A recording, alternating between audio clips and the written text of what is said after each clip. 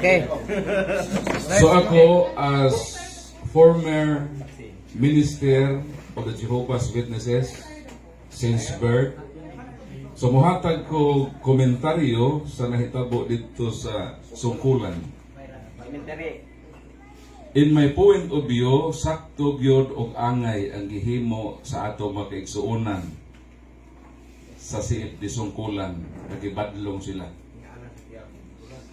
Nila ni Brad Alan Javier o ni Brad Roland Misa. Ato palakpakan gani ato mga maisugon sa pagdipinsa sa atong tinuuhan. Nga naman, kami masaksi ni Jehovah naa sa among part sa among guidelines nga ang tanang pista opisyal sa Katoliko amo nang i-grab nga opportunity.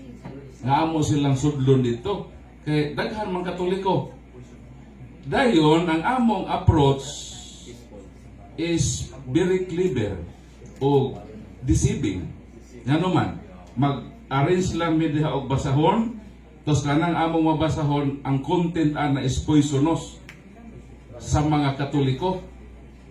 Mo nang gipan-an lang mo mga basahon nga nindot og picture para i-twist ang inyong celebration nga kulang na lang inon nga sayop ng inyong gihimo. Dito pagod atubangan o dito sud sa pribadong lugar diin dito sila misulod. So unang-una trespassing yun na sila. Dahil nganong yun nga naaman sila murag asindansi nga musuod dito sa lugar nga dili ila kay nagsalig sila sa freedom of religion.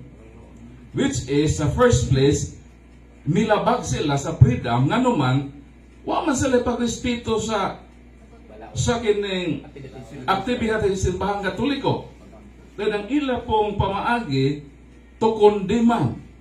Wa lang sila mosulti nga directly. Pero ang content ko imo tong basahon among basahon very poisonous. Murag silent killer sa Katoliko. Moto nga isip pagdepensa nga dili mapuison ang mga Katoliko, mas the best nga dito gid sila ipagawson sila. Na may right kakita man ang pribado man na. Dayon ang butangan gyud unta dito dos and don'ts dito sa pertahan nga di gyud pwede next time di sila pasudlo na dito ba tungod kay kini pribadong sementeryo dayon gipadagina sa simbahang Katoliko iya po ni nga celebration o pag makita sila so di na sila makatrespass.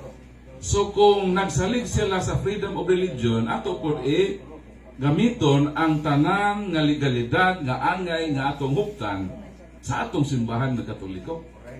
So mao na nga kadto gihimo lang sa pagdepensa o gani ang atong Ginoong Kristo kung modepinsa sa pagtuo dito sa templo iya magandi pang lintuwan ang mga lamisa may nang magpalakpak tagawag ni pagtuwan sa atong buotan nga Roland Misa o Brad Alan Javier. Wa pang tuwa tong ilang kuan dito ba?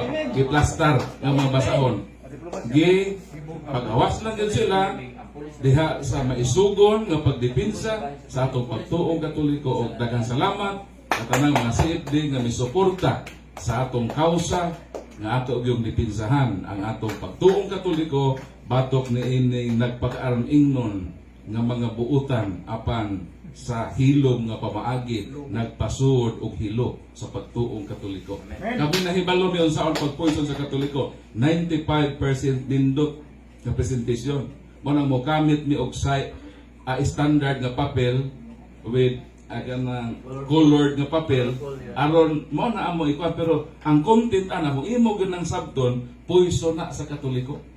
Mo nang ayaw gyud mo basa kung nahimo sa mga basahon sa Jehovah's Witnesses. Kay mahisama gyud mo sa ubang Katoliko nga grabe sila ka-active apan sa ilang pagbasa na poison sila sa hinay-hinay nga pamaagi 5% lang nga poison ibutang sa 95% nga nindot nga pagkaon ang ilaga mapatay na.